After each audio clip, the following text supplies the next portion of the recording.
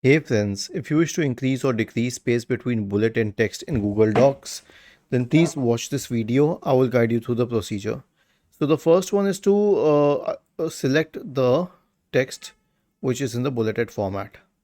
Now click on format and then select align and indent, and in the right pane select indentation option.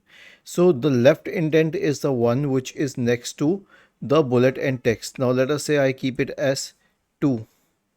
Okay, and then special intent as none, and then the second one as 1, because you have to set it at any case. Click on OK and just see that there is quite a distance between the bullet and intent. Okay, it has changed a lot. Obviously there is an indent behind that as well, but I was just giving an example to be able to show better. You can reduce the value accordingly. Was this helpful? If yes, then please subscribe to the channel. If not, then let us know in the comment section of the video on how we could help you further. Thank you for watching this video and have a nice day.